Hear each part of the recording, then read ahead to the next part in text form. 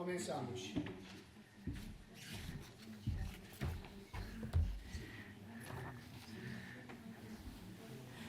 Bem-vindo todos e todas e bem-vindo à última palestra dos ciclo de seminários de estudos armênios. A nossa oradora hoje é a professora Ohanyan, do Stonehill College, nos Estados Unidos. We are very pleased to have Professor Ohanyan to wrap up the last session of this series, and she is going to bring us up to date with the current issues, the last couple of decades and the current issues. I left off, as you remember, in 1991. She's going to pick it up there. At the end, we're going to have Professor Hermenegildo Fernandes from the Facultad de Letras to say a few words, and my colleague Vahe Mkhitaryan. But now let me introduce Anna Ohanyan very briefly. Her biography is already in the material. She is the Richard Finnegan Distinguished Professor of Political Science and International Relations at Stonehill College, which is very close to Boston. She is also a senior scholar at the Carnegie Endowment for International Peace, and she works on the Russian Eurasian program, or she is in the Russian Eurasian program of the Carnegie Endowment. She's the author of several books, 5 books, author or editor of 5 books, and the most recent one is this one, The Neighborhood Effect. She will, I'm sure, talk about that as well.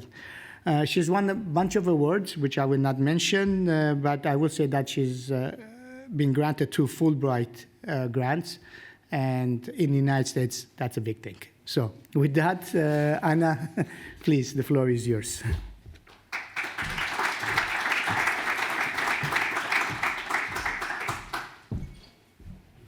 Good evening, everyone. Let me start by saying that what a special venue this is. I've never spoken at a museum, so it's a distinct honor and a treat. And big thanks to Gulbenkian Foundation and University of Lisbon for covering this issue, this region, this country. And to Vera, who has put up with me in organizing this with the logistics. And I have to admit that this presentation, this lecture is very personal to me, simply because the period that I have been asked to cover, 1991, at the time I was a teenager. I was born and raised in Soviet Armenia. My 3 children call me Soviet mommy, which was funny before Russia invaded Ukraine. So what I will do today is to, let me manage expectations a little. The period that I'm covering, the 30 years, it's for Armenian history, as you know, it's a blink of an eye. But even that, considering that it's a relatively short period of time, I will not provide chronological sort of political history, but I will leave you with a single message, and that is Armenia, the politics of agency for a small state. It is an undercovered region. It is an undercovered country.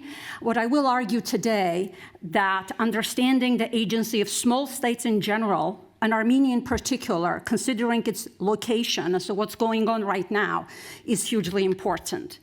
1991, it was a period when the Cold War ended, right? Soviet Union was collapsing, the Cold War ended. So for the great powers, a geopolitical cold peace, so to speak, was established. In the United States, an expression is used, and I cringe, I don't like that experience, that we won the Cold War. If it was that simple, if it was that easy. But there was a geopolitical cold peace between the West and Russia, accompanied by hot small wars in many post-Soviet states, post-communist regions. The end of history was used to describe as to what has transpired, but it was end of history of great powers, the beginning of politics for smaller states, such as Armenia. So this duality, I think, is crucial, both for researchers to understand. There has been no theory to theorize both issues at the same time. But also, I think the ethnocentricity of the field is very problematic. Cold War is touted by many dominant American international relations scholars that it was peaceful. And obviously, if you ask many parts, people living in many parts of the African continent where many proxy wars were waged, they would probably disagree with that characterization. Now, I will zoom out in covering this 30-year period from the specific current events.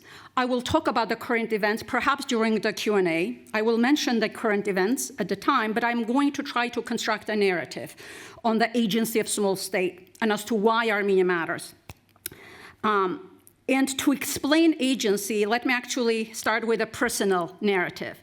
I have 3 daughters, twins who are teenagers. I was explaining to them as to I'm coming here, what I'm doing here. And I said, well, you know, in 1991, I was about a teenager. I was your age. And my mom, I told her, would drag me to protests for Nagorno-Karabakh conflict, huge protests that would mobilize over 100,000 people, which is big for Armenia. So she would take me to this protest to say, you're witnessing history. And I was a clueless teenager. I did not much understand what history is in the making. She was like, this is a history in the making. That's what she would say. I'm telling this to my daughter, and then she answers, so she smiles back and she says, but you have been doing that for us, to us, referring to the fact that, yes, since then, every time we go to Armenia, we tend to be there over the summers, we go, and I have taken them to several protests as well. And I realized that essentially this is a story, this is a very typical story. If there are Armenians in the audience from Armenia, this is a very typical story of an intergenerational agency. People, in this case, 3 generations of women active at the front lines, and gender does matter in issues of security. I'll come back, perhaps if there's time, I'll come to it. So that is my story. I will be talking about agency. And in advance, my slides are horrible, too much text. Please try to ignore them. These are more to kind of guide me than to help you in any way following. I'm happy to send the slides at the end if you would like. Just let me know your email, and I'm happy, and Razmik will have them as well. Now, actually, so I don't look at the screen. So the core theme, the core takeaways of this argument, understanding this politics of agency, is that this is a story of a state building that is happening within a new imperial periphery. And here, while the Eurasian continent is right now is very much defined by new imperial actors, new imperial geopolitics, which is a particularly insidious form of geopolitics practiced by Russia, Iran, Turkey. But in this particular case, I'll primarily focus on Russia. Armenia traditionally, in dominant scholarship, is understood as post-Soviet Armenia, right? So we're analyzing it as post-Soviet.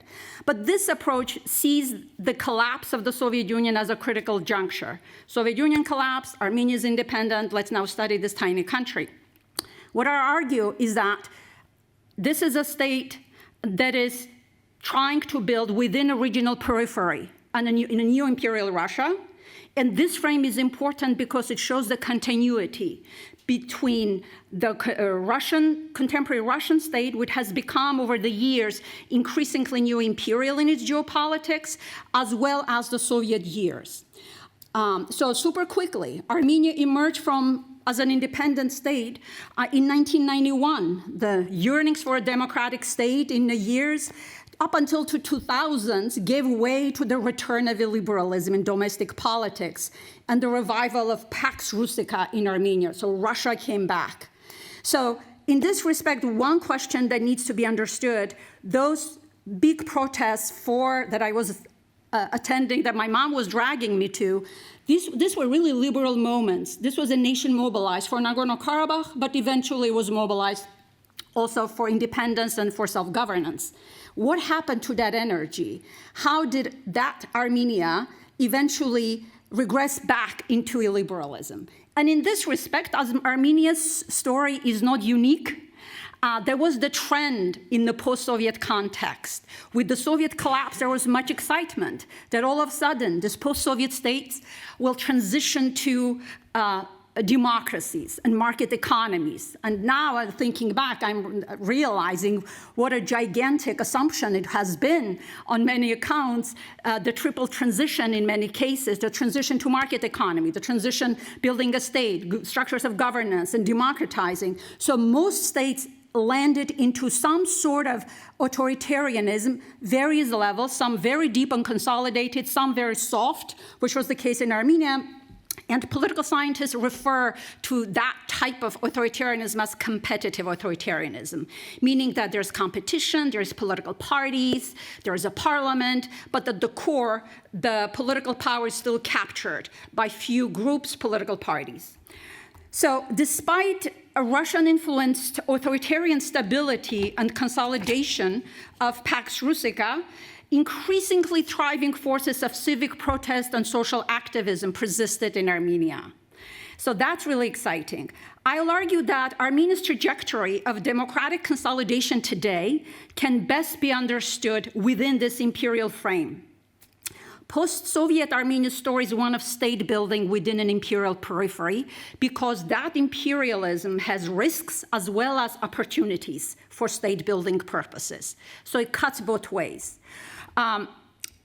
From independence to the end of Pax Russica, Armenia's heightened strategic insecurity amid blockade and war in Nagorno-Karabakh frustrated a democratic transition in the 1990s, and I'll explain this a little bit. And as an imperial periphery, the entire South Caucasus emerged as a fractured region, which perpetuated state weakness, illiberalism in all three countries, Armenia, Georgia, and Azerbaijan. The politics of agency of and in the Armenian state is a useful frame through which to understand the ways in which small states survive and try to thrive in new imperial neighborhoods. Its civic agency as a historical continuity is the major driver of Armenian statehood. And you have Razmik here, who is an expert in this in understanding and explaining that continuity over centuries. So, what is agency? Very quickly, agency of the Armenian nation, of the Armenian state, it can be big and small.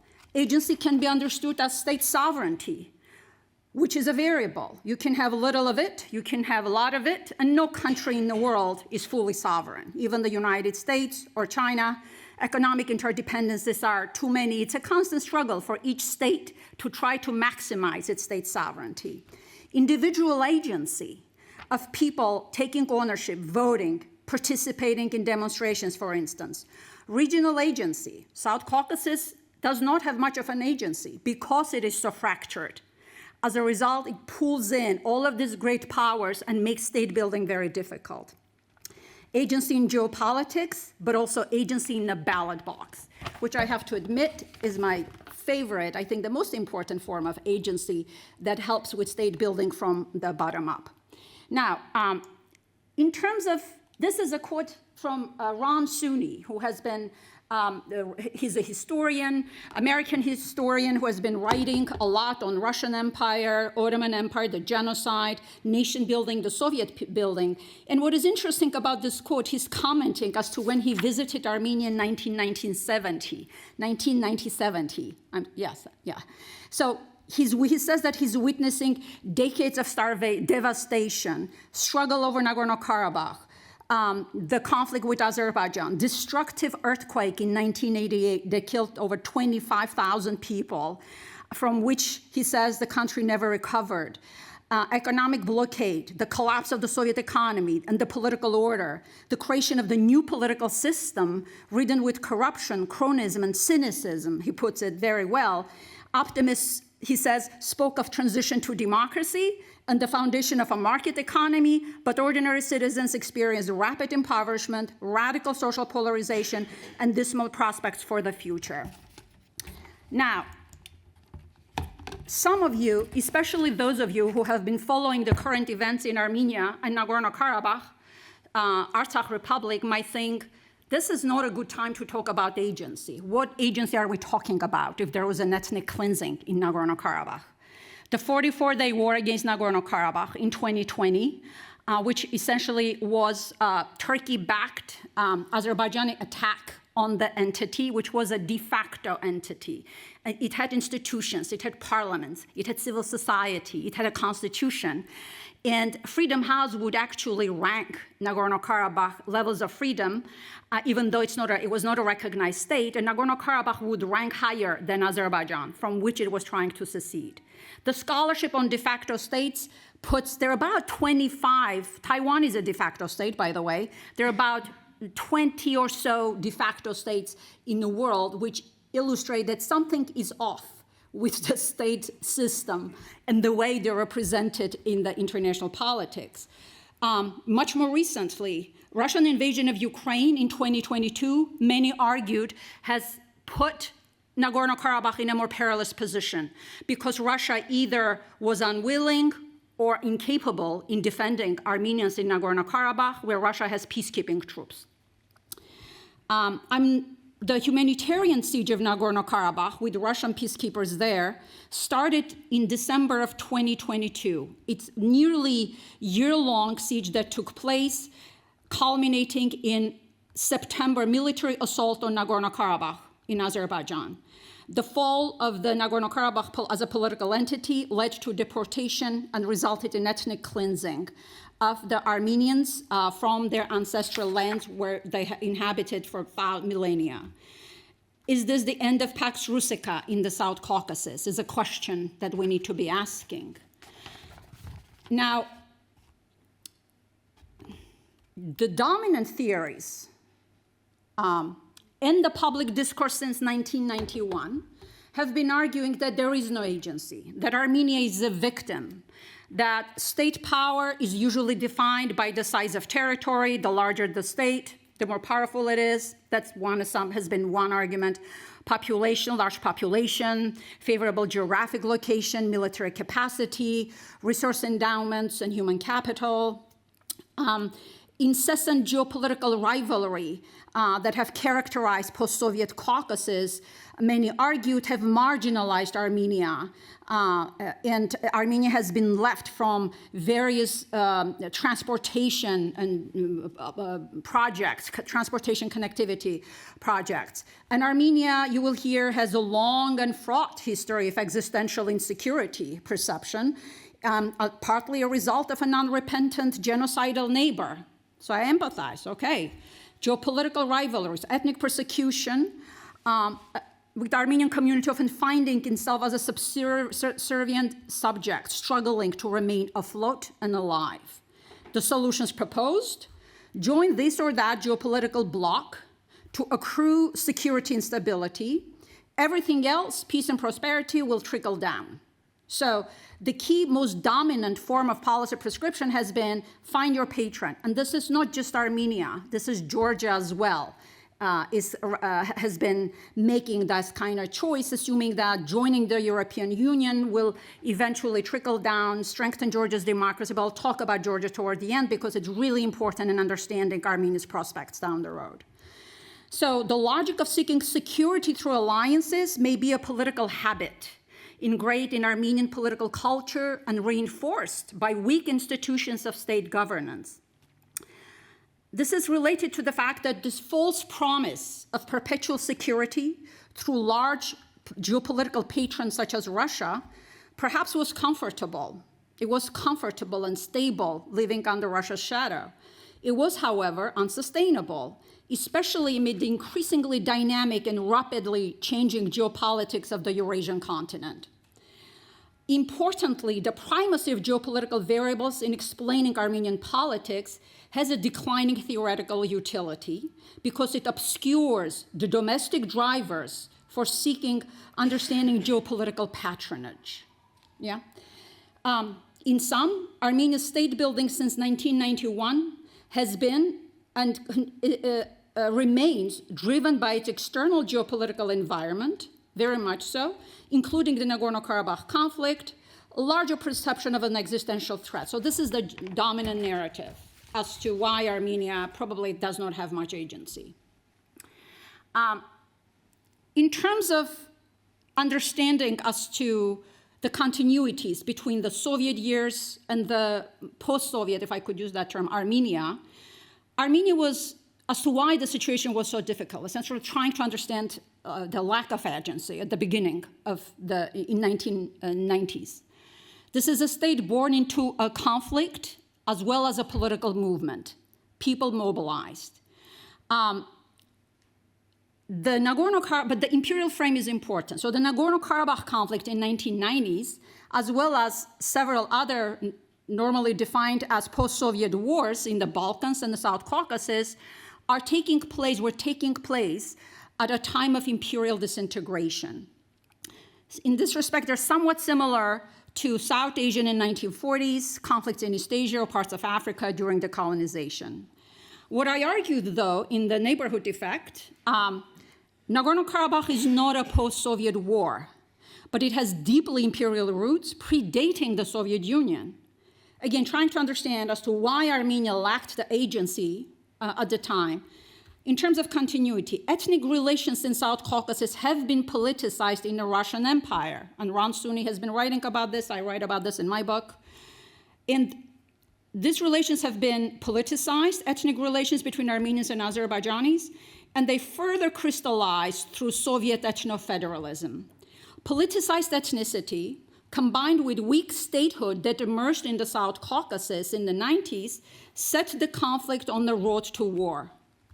Christo Goff, in Nested Nationalism, focuses on Azerbaijan as one of the cases and explains as to how Soviet ethnofederalism incentivized nationalism within the 15 republics, known as titular republics, and often this was done on the back of minority communities in them. So with the Soviet collapse, ethnopolitical configuration of conflicts quickly emerged. The 15 republics, Azerbaijan, Georgia, that had these conflicts were not set for negotiated settlements or ethnic accommodation within new states via territorial autonomy or federalism. A high degree of ethnic exclusion, which was the case perpetuated by Soviet ethnofederalism, increases the likelihood of rebellion and secession. And I'm citing from a quantitative study from Wimmer's Waves of War. So, I realize I did not change that. So the Soviet collapse, the end of history, beginning of politics in the new imperial post-Soviet space. What I argue is that agency also needs to be understood in institutional terms, institutional development of a state. Armenia declared its independence in September 1991, elected Levon Petrosyan as its first president with 83% of votes cast and a broad popular mandate to take Armenia towards independence and democratic statehood. These were exciting times. The energy was high despite the crisis in which people were living. The state emerged from mass movements supporting Nagorno-Karabakh amid armed conflict that already erupted in the twilight years of the Soviet Union. The Azerbaijani siege of Stepanakert, the capital of Nagorno-Karabakh, started on September 25, 1991. The state was born out of mass movements supporting Nagorno-Karabakh and broader democratic goals. But the state was born into an armed conflict with Azerbaijan. Citing from Ron Suni again, early agency argues while the erosion of Pax Sovietica led to enormous uncertainty and confusion about the future of the non-Russian people in the Soviet periphery, the end of the Cold War presented a dangerous opportunity for self-definition and determination that had been denied to most of these nationalities since the end of the Russian Civil War. And then he continues to say, with a new confidence born of the conviction that Armenians did not need a quote-unquote third force to achieve their independent statehood. The post-communist government of the Republic of Armenia combined a cautious pragmatism with a bold faith that it could construct its own stability and prosperity in the troubled and treacherous world in which it was forced to live. Overall, though, conflict trap for state weakness. Quantitative studies do show that it's harder, it's counterintuitive, right? If you are a state stuck in a conflict, it is going to affect your chances of building your institutions, your economic prospects. I'll return to this later on as well. So, a little bit, and this is again, not chronological, Russian resurgence and the return of Pax Russica, Armenia's agency, stifled or transformed. So with the collapse of the Soviet Union, and the Americans declaring we won the Cold War, Russia was a lot more very cooperative in world politics. It was a different Russia, and authoritarianism deepened in Russia only over the years. Somewhat related also to the oil prices, global oil prices. So Russia brokered the ceasefire in the Nagorno-Karabakh war in May of 1994, which ended the 3-year-long war, as a result of which 20,000 people were killed. And this was started this period of fragile no war, no peace under the umbrella of the OSCE Minsk group, which was put together to negotiate a solution. The principles being trying to combine the claims of Armenian community in Nagorno-Karabakh for national self-determination, as well as Azerbaijani claims for territorial integrity. But Armenians wanted a referendum, and they wanted quickly. Azerbaijan, I would argue, was never negotiating, and we can perhaps return on that question later. So Russia returning Russia's ability to start, Russia was the only actor who in general 2 times now, 1994 and 2020, was able to stop the bleeding, to stop the war, but has never been able or willing to move a situation to sustainable conflict. The scholarship of conflict management refers to this as authoritarian conflict management. This style of conflict management essentially is heavily securitized. State sovereignty is important. Violence can be used to pacify. Stability is important. Resolution is not important at all. So essentially, with this conflict, now Russia has obtained a powerful lever over Armenia as well as Azerbaijan and maintain a wedge in South Caucasus. Tashkent Treaty, Collective Security Treaty, Russia quickly Treaty of Friendship, Collaboration and Mutual Aid. All of these treaties were signed, that you can see on the slide. You're allowed to look at the slides now. That essentially slowly transferred Armenia's, whatever was left of Armenia's agency, sovereignty to Russia. Armenia's largest thermal power plant was transferred to Russia in asset debt swap. Management of nuclear plant was transferred to Russia. Russia is in control of 80% of Armenia's energy sector. Now, you might ask, how was this possible? Yes, Nagorno-Karabakh, but also remember, Armenia slid into authoritarianism. Lacking legitimacy, the governments in such cases usually drawing an external patron for regime stability. So Armenian government, certain leaders were essentially led some of these movements, and there was no public debate and discussion as to whether this should be happening.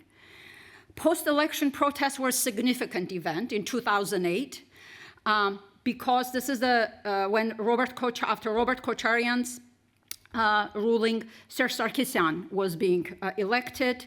There were massive crackdown in March 1 of 2001. The government used force, which I think as an event is really important because you have a government that used force against your people, against its people.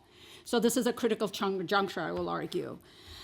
Prelude to Ukraine, 2013 was fascinating.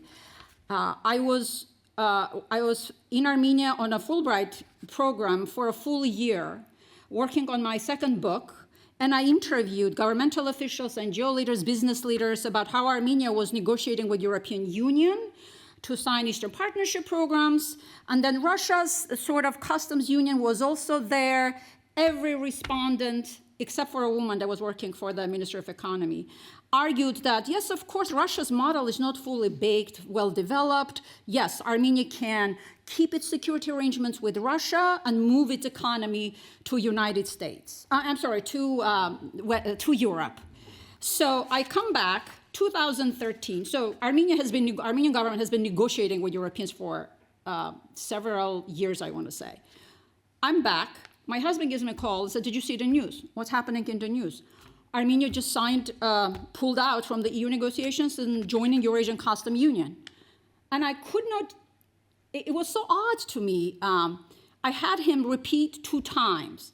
Lo and behold, Serge Sarkisyan gets summoned to Moscow, walks into a meeting with Putin, 3-hour meeting, comes out, total U-turn of a policy. Unilaterally, he did that, by the way. Comes out and says that we're now off signing Russia's Eurasian Customs Union. This, by the way, few months before the exact same scenario transpired in Ukraine, the Maidan protests, right? And this was not covered in the news. This was the prelude to what happened in Ukraine. Exact same scenario, except that, again, illegitimate governments that tried to sign in Russia's deal. People, in the case of Armenia, people did not come out in the streets because security is important. Nagorno-Karabakh was important. Turkey, genocidal neighbor, unrepentant genocidal leader. In the case of Ukraine, people did come out. It did get ugly. You know the rest in the case of Ukraine. Azerbaijani war against Nagorno-Karabakh 2020. This is significant because it, again, wedged 44-day war. Russia stopped it. But it negotiated an agreement, and I want to move quickly. We can talk about this Q&A, but also Russia very quickly deployed its peacekeepers in Nagorno-Karabakh. Political crisis in Armenia ensued. Lo and behold, snap parliamentary elections to solve the political crisis in 2020. Hugely important, hugely significant. Cannot emphasize this point enough. I skipped over 2018, Armenia's Velvet Revolution, which is the culmination of civic movement, civic-led, grassroots, nonviolent civic disobedience campaign. Very different from the color revolutions. Actually, I co-edited a book on the Armenian Velvet Revolution where the title of my chapter is Velvet is Not a Color, and it is not. The fall of Nagorno-Karabakh conflicts 2023, the blockade, military assault, ethnic cleansing, we can talk about it. Now, how should small states deal with legacies, imperial legacies? And this is not just Armenia's problem. I'm not going to read the quote. This is from Simon Payaslian, The History of Armenia, where he wrote about that period of when Armenia's human rights records were horrendous. Well, not as bad as Azerbaijan's, but there's still nothing to be proud of.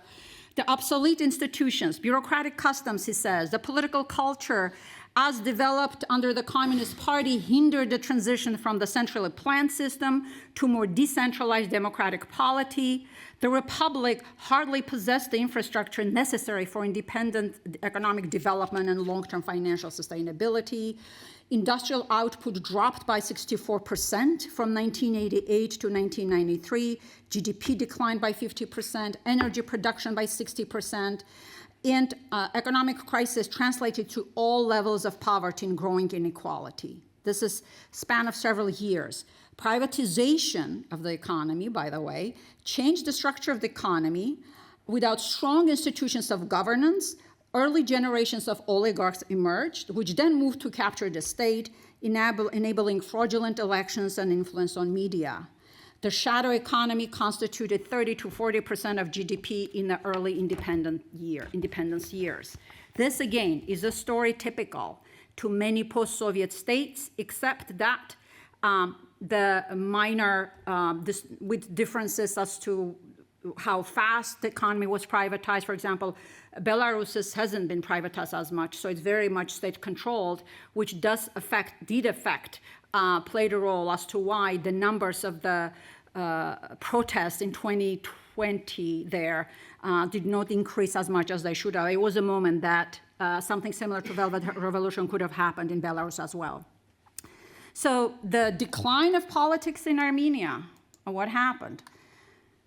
In terms of when you read Freedom House reports for Armenia, it's striking that over the years, political society, party politics has been very lacking legitimacy, very fragmented, no institutional base, rule of law has been weak, state apparatus, but one judicial reform has been problematic, but civil society, again, has always been high.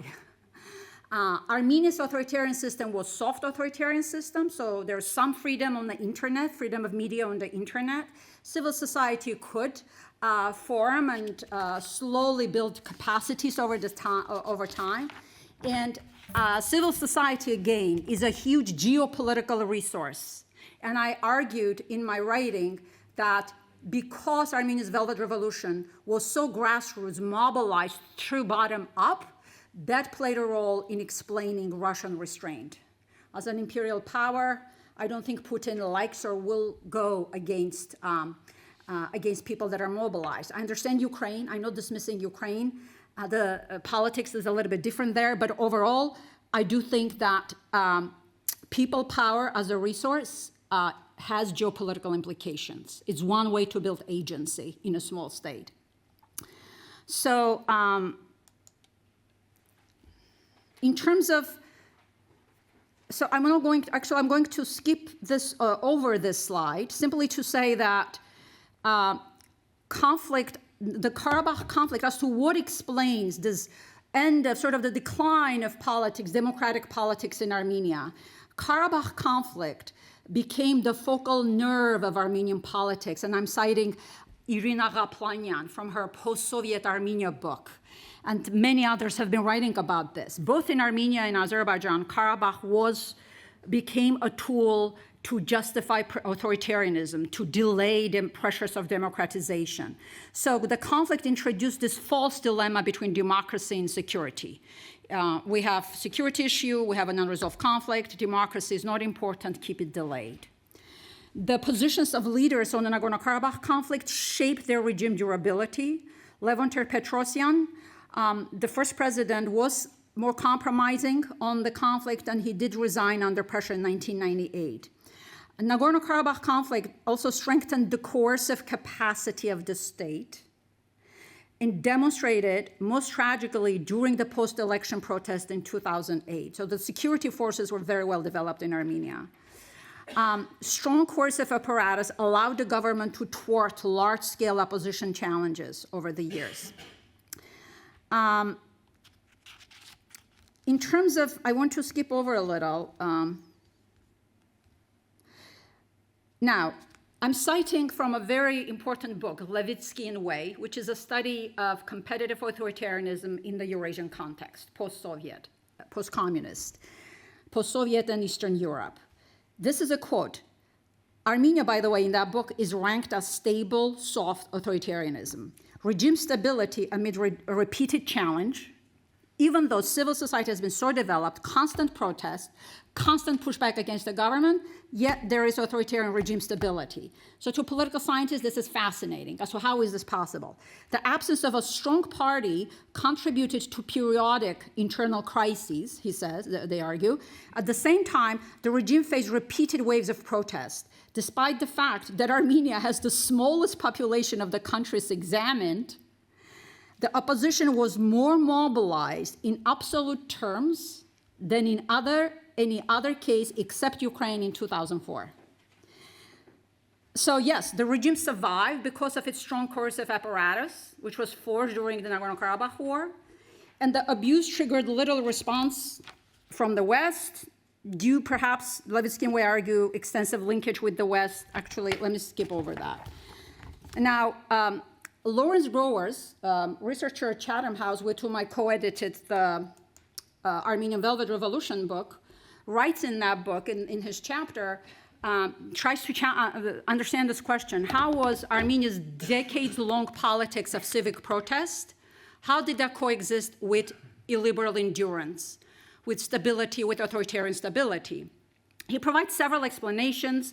One is legitimation of the government's power, right, through Nagorno-Karabakh conflict. So everyone was drawing their credentials, governing political credentials from their stance on Nagorno-Karabakh conflict. But this was fractured in 2016. There was a four-day war, Azerbaijan attacked, and Armenian army did not do as well. And it is this time that all of a sudden people started talking about corruption. Corruption became an okay project because it became clear that there has been corruption in the military. Coercion and repression of dissent, state violence, 1996, 2004, 2008. The political activity was so prevalent that my 10, 11, 12-year-old kids at the time were blogging about it in their tiny, cute little blog about Armenia. Tactical losses via civic campaign strategy. Now, so low-intensity repression started on the level of Petrosyan. It deepened under Kocharyan, Sarkisyan. Political parties were outlawed, pressures of oppositional media on the oppositional media outlets, targeting founders of opposition parties. Lawrence then talks about the specific groups that started controlling, exerting influence over the government, the early entrepreneurs. And this is very similar, by the way, as I'm reading it, it's like very similar to many post-Soviet states with some distinctions. Early entrepreneurs, proximity to privatization, commodity cartels, Soviet black market connections, the veterans, the control over wartime provisioning and supply, symbolic legitimacy of achieving military victory in Nagorno-Karabakh in 1994, the oligarchs, the state-granted monopolies, entry into parliament, political party formation along those lines.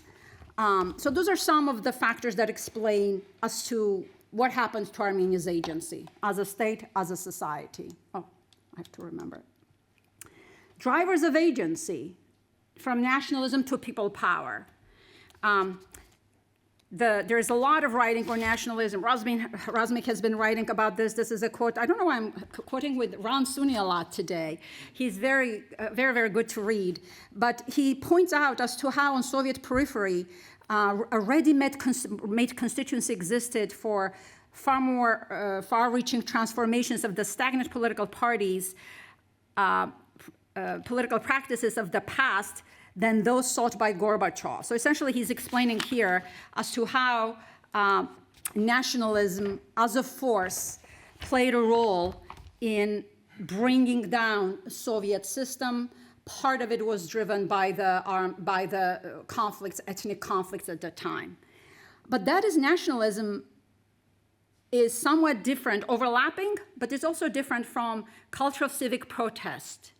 And this quote is really good one, the second one. That's also from the chapter in the Armenian Velvet Revolution book. Mikhail Zolian writes about civic legacies and argues that 2018 post-election protests were not the only source of political or civic activism in Armenia, meaning that the Velvet Revolution was not the first time that you saw this big civic movement happening. Throughout the post-Soviet period, there was a significant number of various movements, big and small, which focused on specific issues, or as Armenian activists would often call them, struggles, which were widely referred to as civic initiatives. So they're small. They were not in terms of their fabric, they were not as large demonstrations, but they were delivering results. They were pressuring the government to achieve particular policy change. So this is the people power. And in that respect, understanding that a bit more is crucial. Now, in terms of a little bit of research note here, what happened in Armenia, many in Armenia, you'll find there these conspiracy theories.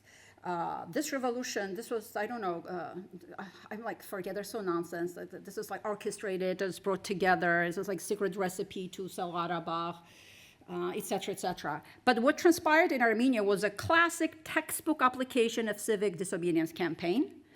And interestingly, there is a fascinating quantitative scholarship on why civic disobedience, nonviolence works as a political strategy 50 times better, 2 times better than violence as a political strategy. My favorite, as a researcher, I should not have a favorite scholar, but I do. That's Erika Chenoweth, who has been she produced a database of over now 60,000 cases throughout 20th century. The article that she published with Maria Stefan documented over 350 cases of civic and violent and non-violent cases of political change, and they have shown together that non-violence as a strategy works. And that is what transpired, meaning that there was science, there were explanations as to what happened in Armenia in 2018. Pinckney, who writes in that chapter, unity, strategy, nonviolent discipline were the main drivers of nonviolent campaigns. What is also important, also critical for understanding the politics of agency, in contrast to color revolutions, the Armenian Velvet Revolution developed in dual tracks: people power, deeply civic roots, and public mobilization. But the protesters did not swarm the parliament. They did not challenge the state, which was hugely important in providing stability. And the reformers, the leaders, started negotiating with the parliament. Nikol Pashinyan was an opposition member in the parliament. the organizational power of the incumbent party and the institutional stability of the state essentially were utilized to keep the transition smooth. Let me quote from that chapter I did in that book. With people power as its signature, the Velvet Revolution highlights the centrality of individual agency within the post-communist space. This has been a region described in terms of deterministic forces, from weak civil societies and culturally deterministic clientelistic networks, meaning those Caucasians can get their act together in building informal institutions, formal institutions, geopolitical powers and wars that would have sapped any democratic potential from aspirant democratizers. So now, an important question to ask, and I'm really excited to say that now there are more researchers asking this question within democratization scholars. Despite numerous structural factors against it, Armenia's democratization continues to muddle through. Why, how, and what can we learn for democratization processes around the world? Argentina just elected a far-right president. If you look at Armenia's structural conditions, this is not a country that conditions allow for democratization. Usually, structural factors that favor democratization are prosperity, low levels of inequality, strength of the state apparatus, ethno-linguistic religious homogeneity, some belief in democracy as a political value, which is rapidly sinking in the United States, the international environment, favorable international environment, and regional factors, the neighborhood effect is also important. Meaning if you have democratic neighbors, you're more likely to experience a democratic transition. Now, this book recently published, Democracy in Hard Places by Tarak Massoud and Scott Mainwaring, argues that democracies in hard places, they're able to overcome underdevelopment, ethno-linguistic diversity, state weakness. These are patriarchal cultural norms, and the list goes on and on. Are democracies in hard places the equivalent of lottery winners? Is Armenia a lottery winner? Dramatic exceptions to fundamental rules? Are they the exceptions? Or, and I do think it's the or, is there something systematic that can be gleaned from such cases about how democracy can be erected and upheld around the world? So understanding Armenia's trajectory is crucial to understanding how to manage Georgia's challenges, democratic declines, understanding the conditions of exits from hybridity, competitive authoritarianism in parts of Central Asia. Now, some of the cases in this book are Argentina, India, Indonesia, South Africa, Timor-Leste, that for a variety of reasons are not likely candidates for democratization. And the key here is that the importance of political actors, their normative beliefs, and how these beliefs shape their choices. Democracy as a function of actions, not just conditions. Collective actors who command political resources, who can influence political competition.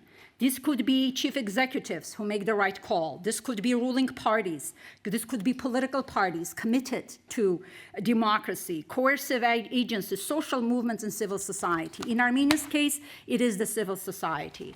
I'm, I think, running out of time, right? Razmik, how much? Another 5 minutes. Let me wrap up in 5 minutes so we can talk a little. So let me skip over a little, because what I would like to do is to simply to say, right now in Armenia, there are huge debates. After the ethnic cleansing in Nagorno-Karabakh, Russia as the center of Armenia's security infrastructure essentially blowing up, totally unreliable partner, and many will argue that Russia was waging hybrid warfare against the Armenian government since the ethnic cleansing. With all of this, there's pressure in Armenia to join with Europe, to pivot to Europe, right? Do what Georgia is doing. This is one of the major narratives. And I'm not sure I could fully embrace it simply because I'm not sure if pivoting is the right strategy in the 21st century of multipolarity, of complexity of how power works.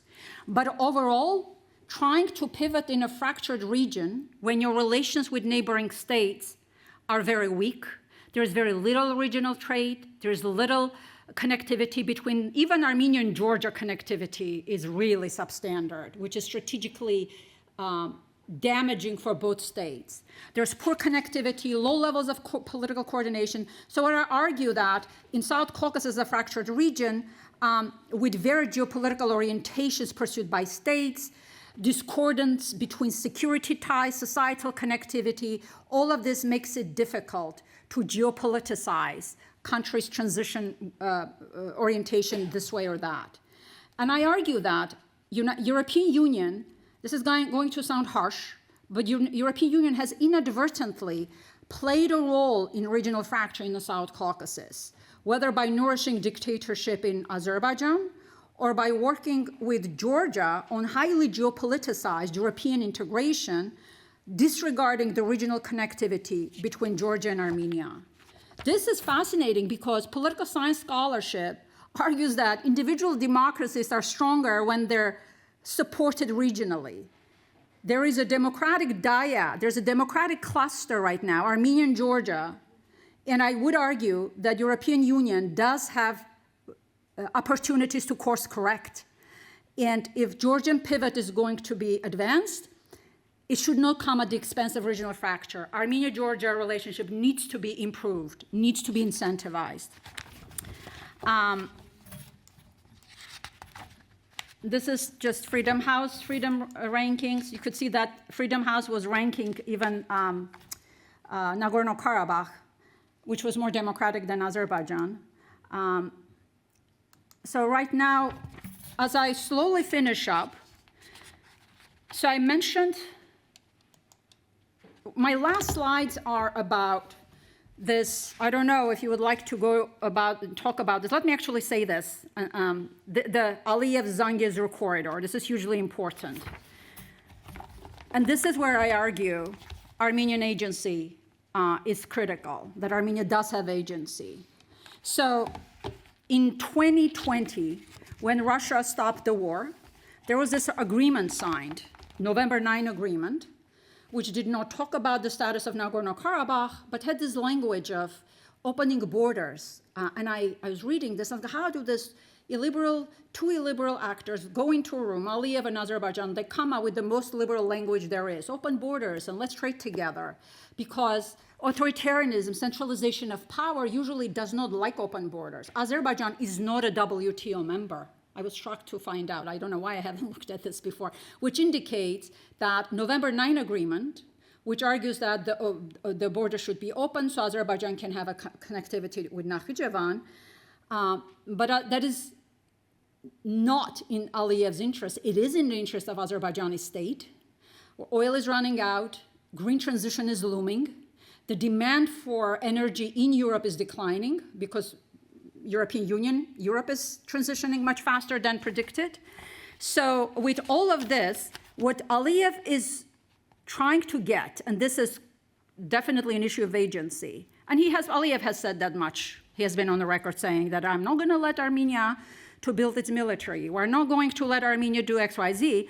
But Aliyev is pushing for so-called Zangezur corridor, which many in Armenia describe as Putin's corridor, because it's a Russia-backed push for the corridor. It will give Russia sanction-proof transit through Armenian territory. This is an extraterritorial corridor, meaning Armenia would have no control over it as a sovereign state. I actually wrote about this in Foreign Policy magazine, specifically on this, where I've argued as to why, if Zangezur corridor is realized the way Aliyev says, there would be a huge damage to Europe, first of all, but to the rules-based world order in general, because it would reward revanchist policies between two imperial actors, Turkey and Russia, and extraterritorial corridor is incendiary for Western interests, as Russian President Putin proposed, as incendiary to Western interests as Russian President Vladimir Putin's proposed Zaporozhye corridor project that linked mainland Russia with its illegally annexed positions in Crimea through Ukraine. So if as Aliyev succeeds in this corridor, which I do not think he will, this is an international border, this Putin corridor through Armenia would undermine Europe's ability to maintain Eurasian continental connectivity on terms that are liberal and are rules-based. And as such, supporting Armenia's territorial integrity, as well as Armenia has been proposed what they call corridor, crossroads of peace, opening the borders, trading the way based on the foundations of international law. That would be beneficial for Europe in connecting, because Europe and China, they still do need to connect. So there's a great rationale for this. But what is transpiring, what is at work here is, and I'll stop here, I promise, this Fortress Eurasia project. If this corridor is given to Aliyev, to Putin, through Armenia's territory, then this becomes a project of authoritarian coordination on the terms of fuzzy terms that do not recognize borders, they do not recognize rules and transparency, and there is growing research on this particular type of geopolitics, new imperial type of geopolitics.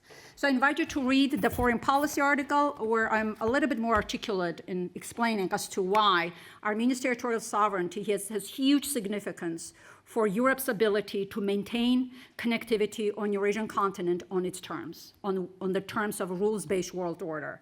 I'll stop here. Thank you for your patience. I know it probably was not easy. Too many slides.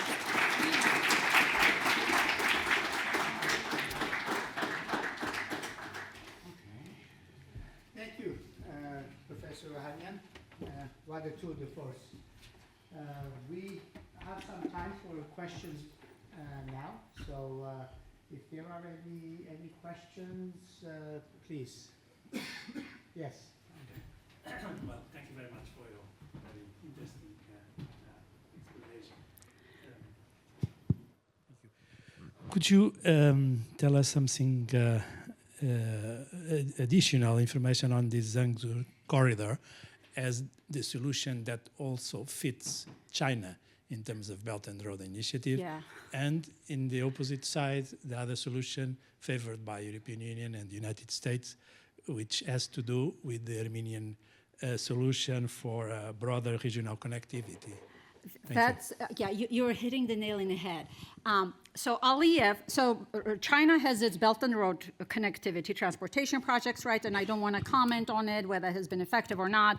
But Aliyev is trying to, when he talks to China, when he talks to countries in Asia, he sells the quote-unquote Zhangezhou corridor as a part to it. But it's totally unrelated. Belt and arguing that this will connect with Middle Corridor and Belt and Road Initiative, but this is totally unrelated because there's already connectivity between Azerbaijan and Turkey, connecting to Belt and Road Initiative. So it's really not a Belt and Road Initiative project which Aliyev is trying to sell. What is important, though, is that United States is trying to, perhaps belatedly, to produce alternatives in the context of Eurasia. US's answer to China's Belt and Road Initiative is before the Hamas attack on Israel, it was an American initiative to connect India through the Middle East, through Europe. ICM, I forget, IMEC, India, Middle East, Europe, I think, is the name of the project. So if Israel, it is going through Israel, if Israel continues with this war, this already demonstrated that Middle East relying on this one channel of connectivity is not very wise. So building alternative is critical. Armenia has been working with India in strengthening north-south connectivity. So long story short, this really offers, it's less about where the transits go, where the roads go, but it's much more important how they're governed, because it's the rules that will determine whether the Eurasian continent is going to be a neoliberal continent, as it right now mostly is, or there's chance for democratization and liberalism to spread. So Armenia's proposal that was introduced at a conference in Georgia and several other places is premised on this notion that it offers good connectivity between India and Europe, and in that respect, it offers alternatives for the United States.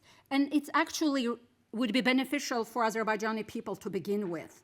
This would be really important, but Aliyev cannot be trusted with this. I can speak for another hour to explain as to why that is the case. Autocrats, centralized power, you open borders, decentralized new sources of private power emerge. Why would you do that, right, if you're trying to hang on to power, right? A pressure for reform builds up. But it is beneficial for Azerbaijan hugely. And I do think there's a lot of room to lean in on Azerbaijan. This is a weak state, and there are all kinds of instruments that can be used to buy Azerbaijani state some time until things improve inside Azerbaijan. But regional resiliency, regional openness, regional connectivity in South Caucasus will generate economic dividends for Armenia's democracy as well as Georgia's democracy, and would put the pressure on Azerbaijani society.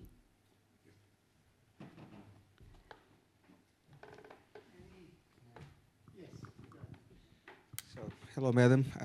I think I'm the only African here. So I grew up in. Can you repeat? I didn't hear. I'm from Africa, so okay. I grew up in Angola. So I remember Soviet Union in those times. Yeah. So one of the things I think is that when you talk about Europe, for example, you said it's democracy and a good place to stay, but in reality, they are still the same countries that they explored, like Africa, America, and other places in the world. So when you're talking about the problem that you have in Armenia, my opinion is that politicians are professional liars all the time. So the problem that we have in Armenia, unfortunately, the problem is that we have Turkey that doesn't accept one thing that you're always asking is genocide. They don't accept this. In my opinion, if they accept genocide, people around the world are going to see that, okay, there's a small country there like Armenia, because the problems that you have now with that region that you're talking about, we don't have this kind of information in the news. We don't have anything about that. So that's the danger, is that even you scream, there is no voice for you. And I'm not going to ask you something. I'm giving my personal example. You are still the same person that were in the 90s in the streets fighting for your country. You are still the same person. And this is good. I disagree. You are still the same because you are trying to do the same that you try. This is good. Yeah. But you are keeping one thing that unfortunately in the world they don't accept is that you need a voice in your country. You are a person of your country that's asking for a voice, but you are small. That's the big problem in that region. You are small countries. You have Russia, a big country. What are you going to do about that country if you trying to look in the direction of Europe? You're going to lose your freedom. That's what I think. Yeah. And thank you for your example, sure. Because in my country you have the same problem. We have more freedom. We are a country from 75. You are from 91. You have like 30 years as a voice. But unfortunately, if Europe, they don't look to you and see, okay, there's a big problem there. Let's talk about that. Yeah. Okay. It's not opinion. It's not a yeah. So I think what I try to explain in the presentation is, first of all, on Europe, I do understand Europe's imperial history, absolutely. I mean, we're in Portugal, right? Europe, and I also mentioned the type of policies that European Union has implemented in South Caucasus have been counterproductive in strengthening regional connectivity. In energy security is the language used, has done a lot of damage in nourishing authoritarianism in many parts of Africa, in many parts of Central Asia, in Azerbaijan, in the Middle East. I'm not disputing that. However, What I'm arguing is that, first of all, Armenia's measures of the state strength, even if you factor in its authoritarian system, has improved dramatically, especially after 2018. Even in its authoritarian years, Armenia has achieved certain level of state stability. There was a lot of damage, absolutely, but that loss of agency was not due. Russia played a role because it was rewarding politicians. There were illegitimate, fraudulent elections, etc. But the 2018 election demonstrated that agency comes from the bottom up. So I'm not the same person that I was then, and the state is not the same person. The state is very different. It is institutionally, you can't even compare Armenian statehood now and Armenian statehood then. And what I'm also trying to argue is that Armenia's, the agency or agency of small states does have deep civic legacies. Now, and I probably shouldn't be saying this because I have to think a bit more about this, but my next book is going to be about small states in the Eurasian context within the new imperial frame. So it's not, size is important, but large states also struggle in building their state. Look at Russia. If you want to talk about, assume that large states have agency, look at Russia. Russia has rich resources, huge human capital, nuclear weapons, right? And yet the strength of its administrative structures, the strength of efficiency of its economy is declining. GDP per capita, the level of healthcare, education, it's not even comparable. You go beyond Moscow and St. Petersburg. So I think the measures, two things, and I'll stop on this, two things. The measure of statehood are very complex. It's not only geopolitics. That's a single narrative that you're using in measuring power. That's number one. Number two, we're talking with a few people before this, politics, world politics is becoming increasingly networked. Armenia is a dot on a map, but because politics is becoming networks, you can do a lot in elevating small state agency, elevating your role in world politics. Armenia is not gonna be able to become, I don't know, the sixth member of Security Council. That's not what I'm arguing. But the nature of politics is shifting. New imperial powers, Turkey, look at Turkey, Russia. These are formerly imperial states that are experienced, some more dramatic than others, Turkey more dramatically perhaps than Russia. They've been declining their democratic institutions. Russia did not have many to begin with, but Turkey was pretty okay, which indicates that there's something about this large state, new imperial policies, domestic authoritarianism, and there's research on this as well. So the size of territories does matter, but at the same time, many African countries are rich in resources. There are large states. So understanding as to why some African states actually democratized, others did not, we can go into that. And imperialism definitely plays a role. Obviously, absolutely, I'm not debating that, not at all. But there is a lot that the many parts of Africa can do in reclaiming agency. My heart broke as I was following the protest in Sudan. It was looking hopeful. And yet, and I'm not an expert in Sudan, but we need to be asking as to why the protest did not succeed in Sudan. And we're back to square one. Okay, let's bring it back to the Caucasus. All right, there are three questions here. 1, 2, and then 3. Okay, go ahead, and then I'll go to the back. Good evening, and thank you for the lecture. I have two questions. First one, what is for you a democracy? Because there is a lot of opinion and there is no sentence what is a democracy in general. And second one, what do you think, your opinion about Europe? Always talking, for example, von der Leyen, who talks always about democracy and union with the democratic countries like Armenia, for example, but there is not have any problems with the negotiation with Azerbaijan, with the gas, actually, right now. So what important for the country like Armenia? Democracy way or have stability like it was with the Russian? So it's just for your opinion, yes. So thank you. In regards to what my opinion, I don't have an opinion as to what democracy is.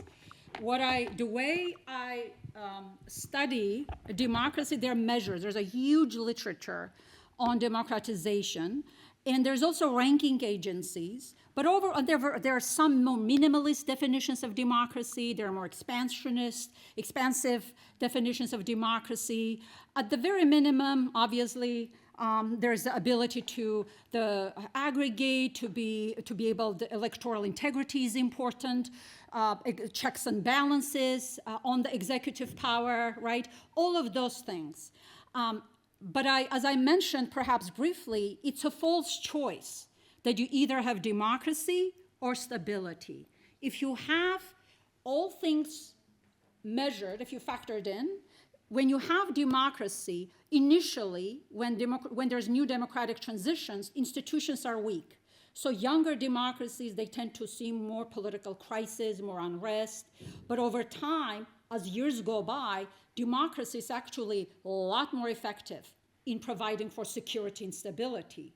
So democracy is an engine of state building. If you do not have democracy, and Armenia has already had experience, when you don't have democracy, what happens to your security? When you don't have democracy, your governmental elites, they have to draw legitimacy from somewhere. And the Russian factor, which is why I said this is a new imperial frame, worked because of Armenia's decline in its democratic promise. So democracy, security is a false choice. I say it comfortably, because democracy, deepening the longer you stay with it, allows you to build your institutions.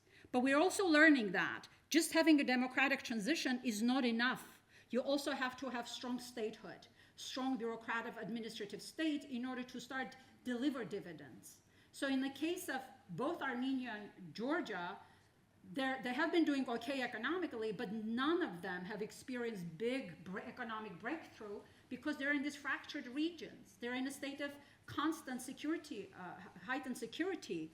As for Russia providing security, what I try to argue here is that there was a new imperial relationship, and I'm not saying it's good or bad, but in new imperial relationships, your agency as a state, as a community, does not develop. You don't have a say as to what you need to be reading. Russia has tried to pass, laws prohibiting civil society.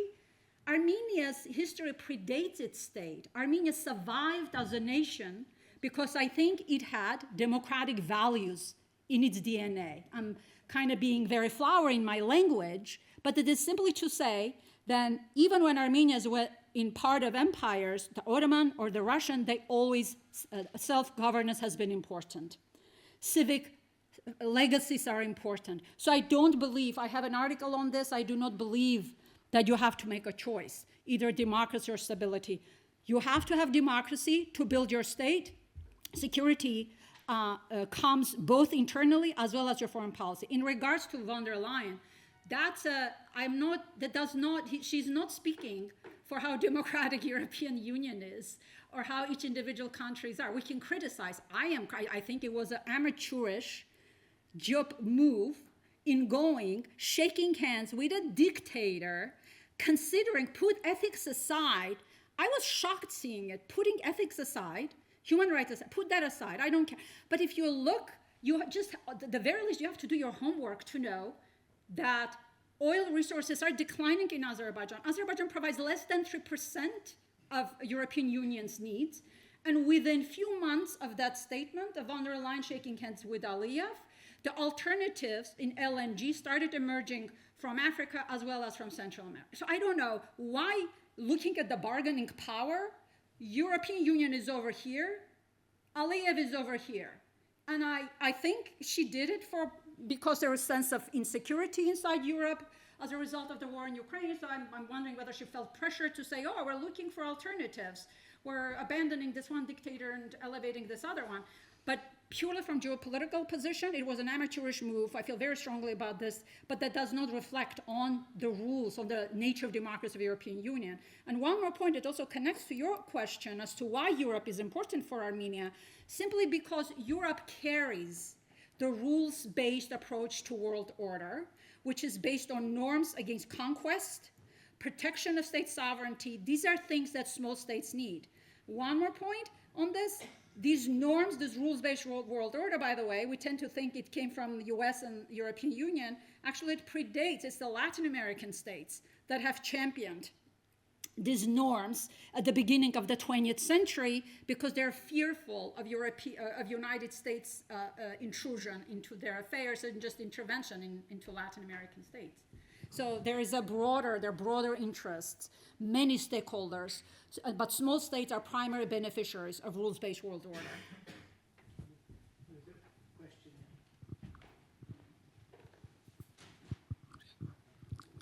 Thank you. Professor, I have two questions. The first one is about the North Caucasus. If we see ourselves in a scenario of secession in the North Caucasus republics, which I think it's a ever-increasing possibility, will that be beneficial or detrimental to Armenia? That's a very interesting question. I have to admit that over the past few years, I have not been following closely. Are you referring to Chechnya or other cases? Mainly Chechnya, of course, but not exclusively Chechnya. Yeah. Well, because there are many republics in the North Caucasus, and I think, of course, some more than others, but in everyone there is a possibility of at least an attempt of gaining sovereignty. Okay. But Chechnya is, of course, the main example. I think overall, obviously, Russia, my coffee runs out. My last one was at 2 o'clock. Russia is a multi-ethnic state. And one of the attributes of authoritarianism under Putin is that he slowly replaced the regional governors that used to be elected, but now they're appointed. So he centralized power, and he started bargaining with the leaders of these various ethnic republics. So that perhaps has given Russia short-term stability, but I think overall, for a multi-ethnic society, there's lots of data on this. The ideal is to engage, to accommodate ethnic minorities, give them self-rule, strengthen their autonomy. So in that respect, I agree with you that it is dangerous for Russia that some of this, right now the power vertical inside Russia has worked under Putin, but Putin has built a system that he's the only one who can drive. He built a car that he's the only one who knows how to drive it, right? So there are lots of ticking bombs there, unfortunately. As to how it would affect Armenia, that becomes an issue of state capacity. There could be, I'm thinking, refugee flows. I mean, it's difficult, again, to have instability in your neighborhood when you're trying to provide regional stability. Again, small states thrive if there's regional stability, if there's regional security, if there's regional resiliency. And it also depends as to how these ethnic conflicts would unfold. Would they secede? It would be rules-based. It would be, I don't know, international community would be involved, which I don't think would be the case. Because civil society is also eliminated in many parts, all of Russia, you don't have a buffer to manage transitions peacefully to see what transpired in Armenia. So I would be nervous. Yes, thank you. And Professor, my second question is as you talked today, Russia can no longer be considered a security guarantor of Armenia. And in this context of vacuum, Armenia has turned a bit towards the West, towards the United States. But at the same time, the reality of geography and history, Iran is sort of it ends up being at least a partner to Armenia in the region. How will Armenia find an equilibrium between such opposite partners? That is a great question. I think what I tried to explain in my presentation, that this sort of living in this stable security, perceived stability and security under Russia's shadow, which was costly for Armenia for a variety of reasons. And I think this new, on the one hand, psychologically, many people, especially people in Armenia, say, oh, we don't have a guarantor. But what I try to argue is that in the 21st century, that period of Soviet umbrella or large hegemonic umbrella is over, because Russia is also going through significant changes. And I did not even talk about the green transition, the climate change, and how it is going to affect Russian state. So relying on Russia would be difficult. What Armenia is pursuing, I don't think Armenia is or should or can even, I don't think there's any state who can step in and say, okay, Armenia, now we're gonna be your security guarantor, now that Russia is not there anymore. No, but what Armenia has been doing, it has been diversifying its relationships. It has been internationalizing its foreign policies, by the way, which up until then, under Armenia had needed Russia's permission to develop any meaningful diplomatic relations, right? That is the new imperial fabric of the relationship. Now Armenia has deepened relations with India, has deepened military relations with India as well as with France, is deepening relations with Europe, and what is important, European Union played a really important role in positioning civilian monitors on Armenia's international borders. So now that mission is expanded. So what I've argued for Armenia, so Armenia's strategy is a small state strategy. If you have a large state like Russia as your traditional partner, and I hope Armenia continues that tone. You should not be cutting ties with Russia. What you do, you diversify, you build around it, right? Otherwise, you'll have a target on your back, right? So I think that's what Armenia, my sense is doing in diversifying its relationship. But I do think Armenia's, ultimately, I think this multipolarity, understanding which of the parties can do what in this environment is crucial. I do think it's important to really lean in on Azerbaijan. It's a declining petrostate, green transition happening. I think Europe has a responsibility here, not just Europe, the US as well. Because again, every autocracy from Middle East, Central Asia, many parts of Africa, these autocrats have been empowered under the cover of energy security, global energy security, okay? That's imperialism, so that's the cost.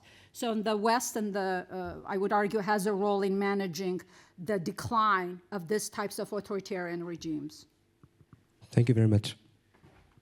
Can I see a show of hands of how many other questions there are so I can time it? There's one there and one there. Okay, so we'll take two last questions. Vahe and then go ahead. Professor, what is your opinion if the war between Armenia and Azerbaijan over the Nagorno-Karabakh is over? Whether the war is over? No, if the war is over. So I mean the war between Armenia and Azerbaijan over the Nagorno-Karabakh territory. Is over, okay, I see. What is your opinion? So let me give you, political scientists are no good at projecting, so they did not predict the fall of the Soviet Union. But I do think that looking at one way to answer it, as systematically as possible, you either look historically to see how that relationship evolved, or you see comparative cases, right? You do comparative analysis.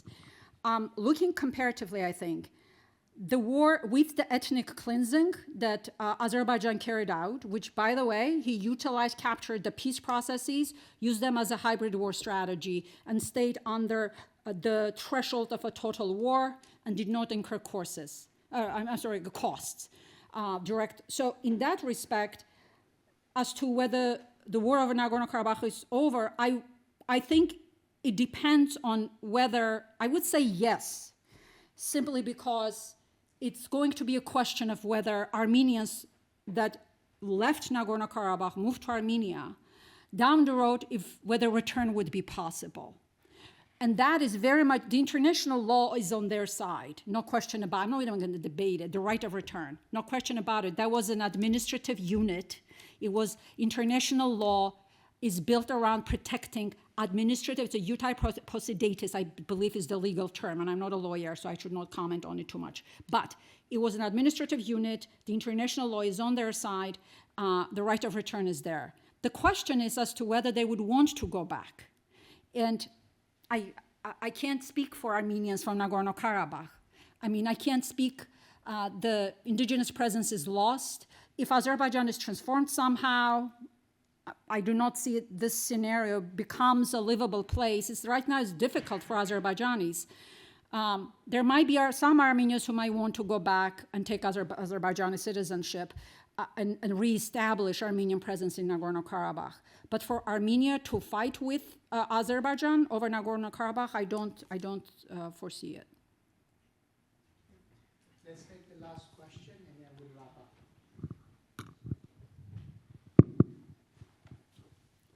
Thank you. Hi, Professor Ohanyan. In 2011, you had us read a book in class. Oh my gosh, Yeah. I didn't recognize it, Tracy. I got older. He's my former student. A book called Winning the War on War. Winning the War on War. Do you remember that? By Goldstein? Oh my gosh. So Yeah. flash forward, 12 years? What's going on? What? Yeah, Tracy, I stand before you as a defeated scholar, I have okay. to say. This book that I did, The Neighborhood Effect, it does have obviously Nagorno-Karabakh is one of the cases, but it has all of the post-Soviet conflicts and the Kurdish conflict in Turkey. So it's a book about Eurasia. But it does have a conflict theory and tries to explain why these conflicts erupted the way they did, why they were not managed. It does have policy implications, but as I was writing this book, 2020 war happened, which was very demoralizing. I felt defeated. The war in Ukraine happened. The ethnic cleansing in Nagorno-Karabakh happened. So I think in a short term, what I've learned over the years, though, it does take conflicts are resolved when regions pacify. I do think the regional fabric is really important. As to whether stability in South Caucasus will be achieved, or the way war in Ukraine will be solved, etc. All of those have to do as to what's happening inside these states. So in the case of Armenia, Georgia and Armenia are on a democratic track, but Azerbaijan is not only an authoritarian state, it's a personalized autocracy, a petrostate, a rentier state. Each of these jargon terms that are used has huge literature behind them. So I think it takes time for regions to pacify. Europe, hopefully South Caucasus will learn from Europe and that process will be faster. But Europe was a continent of bloodshed for centuries, right? And look where we are now. So the path is there. I do remain optimistic that things will improve in the right way and there is a way to move forward. But for right now, I have to admit, I am a defeated scholar, Tracy, and I'm sorry to you for that. What is the sign of a good professor when a student shows up to you later 12 years later and remembers what he read 12 years ago? So, I didn't recognize you, Tracy. That was a great way to end. Thank you very much. So, before we wrap up, I would like to, before we give a round of applause to Professor Ohanyan, I would like to invite two other people who were instrumental in making this lecture series possible. Professor Hermenegildo Fernandes is from the faculty of Letras, Facultad de Letras from the University of Lisbon, and this was a three-way partnership with them, Ryan Mkhitaryan, who is the president of the Portugal-Armenia Friendship Society. So we'll wrap up the series by asking Professor Fernandes to say a few words, followed by Mkhitaryan, but we'll really wrap it up with the reception afterwards. So please. First of all, thank you very much, Professor Ohanyan, for this very interesting lecture. I'm a medievalist, and I work in similar subjects, but 1,000 years ago. And there is a remarkable coincidence, and perhaps we could study this phenomenon in la longue durée, because the relation between state building and imperial powers is a recurrent phenomenon. So I think we have frontier zones also, and frontier societies, that's my subject. Okay. So I think we have a lot to talk about. I need to learn from you.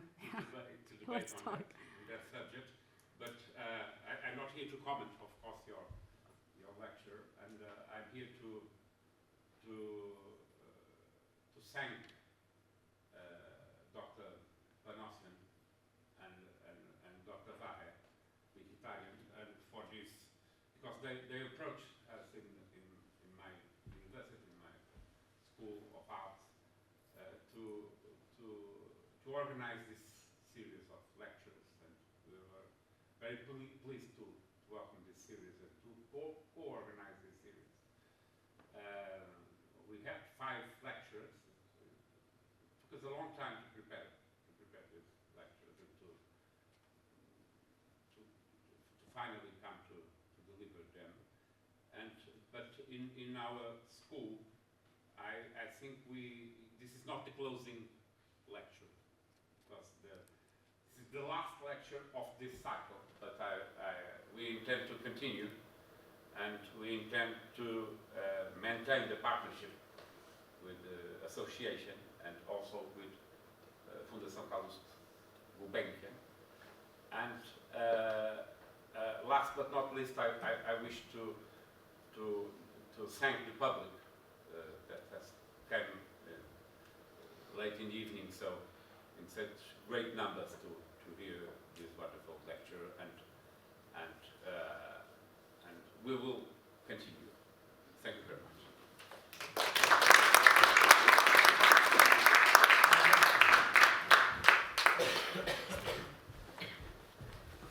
Senhoras e senhores, muito boa noite. Obrigado pela vossa presença. Professor Ohanyan, thank you for accepting our invitation to join the seminars and sharing this captivating lecture. Ladies and gentlemen, good afternoon. Thank you for your presence. I must say that today marks another happy occasion for the association. We successfully finished the series of lectures dedicated on Armenian studies, jointly organized with Faculty of Art and Humanities of University of Lisbon, with Center of History within the same university, and Armenian Communities Department of Calouste Gulbenkian Foundation. This set of lectures was very significant in reaffirming our commitment to introduce Armenia culture and its people here in Portugal. And the seminars also represent our continued collaboration with the faculty and Armenian community departments, as this partnership was initiated when the lectureship of Armenian culture and language was established in the faculty through 2018 and 2021. Allow me also highlight other aspects of our cooperation with our esteemed partners.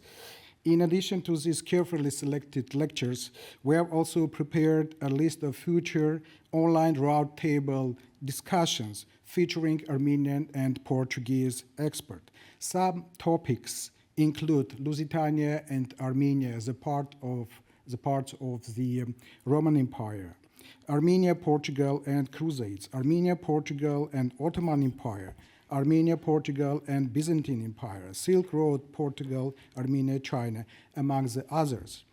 And we hope to organize these roundtables very soon and bring it together the international and national experts, scholars, and also interested public. Furthermore, another partner, the Armenian Virtual College, has made an excited offer of online e-learning of Armenian language in Portuguese, free of charge. While the content currently in Brazilian Portuguese, we work together to translate the content in the European Portuguese also.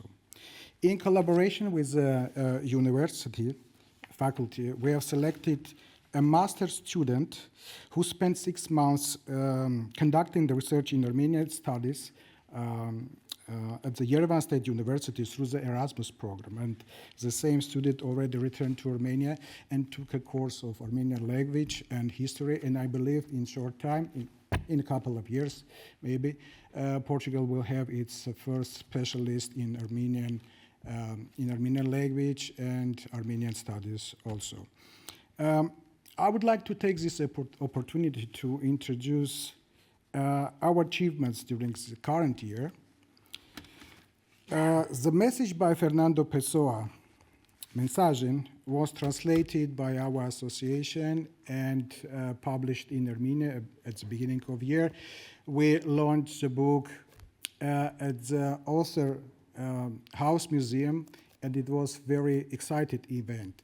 The Armenian launch happened before, at the end of 2002, and I'm happy to say that this book is on Calouste Gulbenkian Foundation shop, so if anybody interested, you can buy it here. The first CD album of string orchestra Consonantia, which was established by our association, released and dedicated to the Armenian music. It's on all digital platforms also, so if anybody interested in Armenian music, you can freely listen it on the different digital platforms.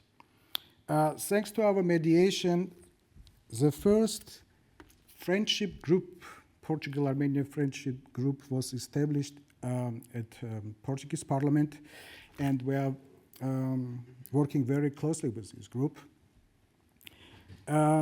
First time ever, 3 Portuguese films were exhibited during the International Film Festival Golden Apricot in Armenia. And this initiative was also sponsored by Calouste Gulbenkian Foundation. Another selected book, Death at Intervals, or in Portuguese, As Intermitências da Morte by José Saramago, have just published in Armenia. This book also was published and translated and published by our association. It's just arrived to Portugal, this book. And additional to our publication project, I would like to share with you that another very important Portuguese book, Os Lusíadas, will be translated and published the next year. Of course, translation from Armenian into Portuguese remains on our top priority, and I believe that next year we will introduce the translation to Portuguese from one of our Armenian authors also. You can see that association is actively engaged in numerous fascinating projects that serve to strengthen the bonds of friendship, culture, and cooperation between our two nations. In closing, I would like to express my deepest gratitude to the faculty leadership for their fruitful cooperation, to the director of Center of History and the staff. I would like to thank Dr. Panasyan, not only for sponsoring this initiative, but also delivering his lecture during this set of the lectures. And I also want to extend my gratitude and thanks to all the members of association and congratulate on yet another successful project we have just finished. Thank you so much.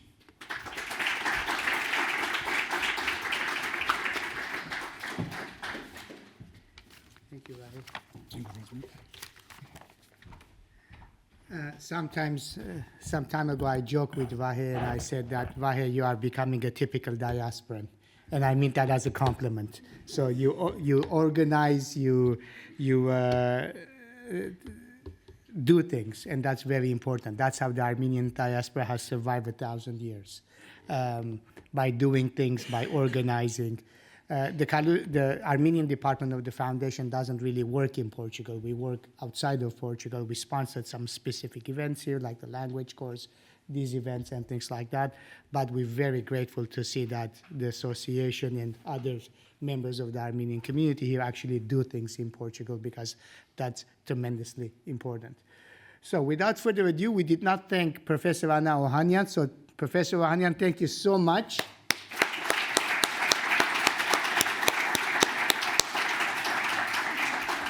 You are all welcome to the small reception we have outside. If you have questions, hopefully difficult ones, you can ask to Professor Ohanyan. You can ask the easy questions to me. All right, good night.